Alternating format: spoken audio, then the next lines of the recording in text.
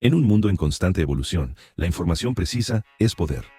Nuestro programa le ofrece análisis profundos sobre políticas públicas, avances sanitarios e investigaciones cruciales. Convierte el conocimiento en acción. El Búho Investigador, su fuente confiable para liderar el futuro de la salud.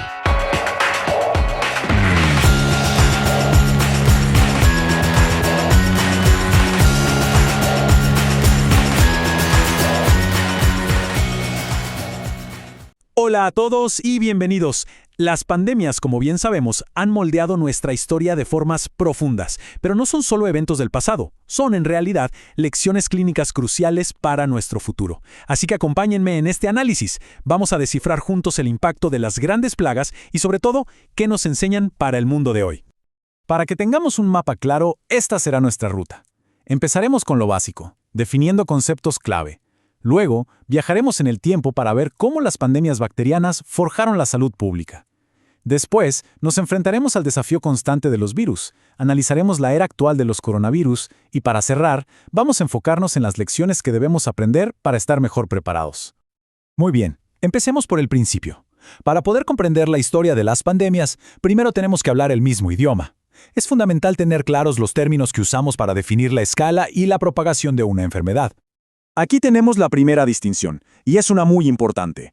Una epidemia es cuando vemos un aumento inesperado de casos en una región, algo que se sale de control localmente. Pero, cuando esa epidemia cruza fronteras, salta continentes y se propaga por todo el mundo, ahí es cuando hablamos de una pandemia. La gran diferencia entonces es la escala geográfica global. Y otro concepto clave, que es prácticamente el punto de partida de muchas de estas crisis, es la zoonosis. Este es el nombre que le damos al salto de un patógeno de un animal a un ser humano. Este mecanismo, como veremos, está detrás de algunas de las pandemias más devastadoras de la historia. Ahora sí, viajemos un poco en el tiempo.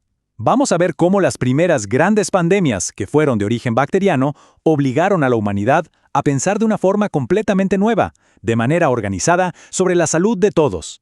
Esto sentó las bases de lo que hoy conocemos como salud pública. Y es imposible hablar de pandemias sin empezar por la más devastadora de todas, la peste negra. Fue causada por la bacteria Yersinia pestis, y este evento no solo mató a millones, sino que reconfiguró por completo la sociedad, la economía y, por supuesto, el pensamiento médico para siempre. La magnitud de esta catástrofe es casi imposible de procesar. 200 millones de muertes. Para que nos hagamos una idea, la peste negra llegó a aniquilar hasta el 60% de la población de Europa. Fue un evento que redefinió por completo el concepto de crisis humanitaria. Y de esta tragedia nació una de las herramientas de salud pública más importantes y duraderas. La palabra cuarentena viene del italiano 40 giorni, o sea, los 40 días que ciudades portuarias como Venecia obligaban a los barcos a esperar antes de desembarcar. Fue una de las primeras respuestas organizadas, institucionales, para tratar de contener una enfermedad. Varios siglos después, otra bacteria, la Vibrio cholera, desató una serie de pandemias de cólera. Estas crisis fueron terribles, sí, pero también fueron el catalizador de un cambio de paradigma en la ciencia. Nos empujaron a abandonar viejas ideas, como la teoría del miasma, esa creencia del mal aire, y abrazar la evidencia científica. Y esta diapositiva lo ilustra a la perfección. Es casi una historia de detectives. En 1854, el médico John Snow no se conformó con las teorías de la época.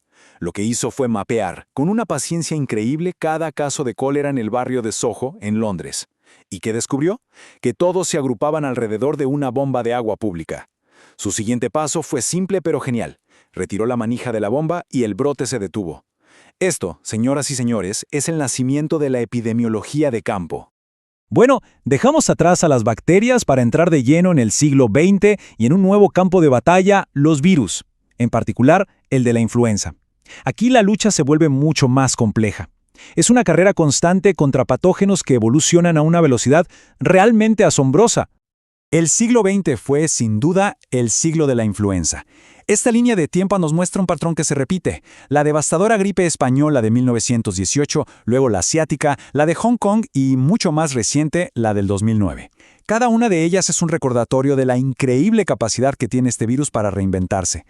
Entonces, ¿por qué la influenza sigue siendo una amenaza tan persistente? La clave está en su capacidad de cambiar. Por un lado tenemos la deriva antigénica. Pensemos en ella como pequeños cambios, mutaciones graduales que ocurren todo el tiempo y que causan las epidemias de gripe de cada temporada. Pero, por otro lado, está el cambio antigénico.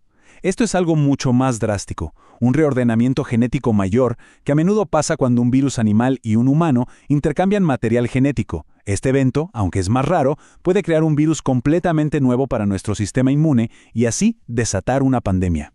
Y aquí tenemos un punto clínico que es fundamental. A diferencia de la gripe estacional, que suele ser más dura con los niños pequeños y los ancianos, las pandemias de influenza a menudo golpean de formas inesperadas. La de 1918, por ejemplo, es famosa por su curva de mortalidad en forma de W, que mostró una altísima tasa de mortalidad en adultos jóvenes y sanos. Esa es una firma epidemiológica que nos dice que estamos ante algo diferente, algo mucho más peligroso. Y todo esto nos trae a la era más reciente, una que ha sido dominada por una familia de virus que, lamentablemente, se ha vuelto muy familiar para todos: los coronavirus.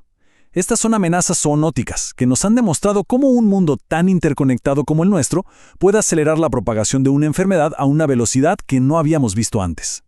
A ver, analicemos esta tabla porque es muy reveladora. Vemos 3 coronavirus muy peligrosos. El SARS-CoV del 2002 fue muy letal, casi un 10% de fatalidad, pero no se transmitía tan fácilmente. Luego, el MERS-CoV, aún más letal, un 34%, pero con una capacidad de propagación muy baja, un R0 de 1. Y entonces llega el SARS-CoV-2. Es menos letal, sí, pero combina una transmisibilidad muy eficiente con un factor clave que vamos a ver justo ahora. Y aquí está el gran problema, el desafío clínico y de salud pública que nos planteó esta pandemia. Con el primer SARS, la persona se volvía contagiosa días después de empezar con los síntomas, lo que hacía más fácil aislarla. Pero con el SARS-CoV-2, la transmisión ocurre antes de que la persona sepa que está enferma, o incluso si nunca llega a desarrollar síntomas. Esto básicamente neutraliza las estrategias de contención que se basan solo en aislar a la gente que se siente mal. Después de todo este recorrido histórico, la pregunta es obligada. ¿Y ahora qué? ¿Qué hemos aprendido de todo esto? Y lo que es más importante, ¿cómo pasamos de ser reactivos, de apagar incendios, a anticiparnos de manera proactiva a la próxima crisis? La clave aquí es entender que la preparación no depende de una sola cosa, tiene que ser un plan integral. Primero, adoptar un enfoque de una sola salud, porque la salud humana, la animal y la del medio ambiente están totalmente conectadas. Segundo, necesitamos una vigilancia genómica global para detectar amenazas al instante. Tercero, plataformas de vacunas de desarrollo ultra rápido como las de ARN mensajero. Y por supuesto, nunca olvidar lo básico: sistemas de salud pública fuertes, agua limpia, saneamiento y control de vectores. Y al final, este análisis nos deja con una pregunta que es inevitable. La historia nos enseña, una y otra vez, que las pandemias no son una posibilidad, son una certeza. La verdadera pregunta entonces no es si va a haber otra, sino la que estamos viendo en pantalla. ¿Estamos realmente preparados para cuando llegue? Hemos visto cómo hemos pasado de la cuarentena reactiva de la peste negra a la epidemiología de campo y la biotecnología de punta. Las herramientas han cambiado de una manera increíble. La gran pregunta ahora es si nuestra voluntad para usarlas de forma coordinada, proactiva y global también ha cambiado. Muchísimas gracias por su atención y por haberme acompañado en este recorrido. Para más análisis como este, les invito a seguir la cuenta y estar muy atentos a nuestra próxima entrega. ¡Hasta la próxima!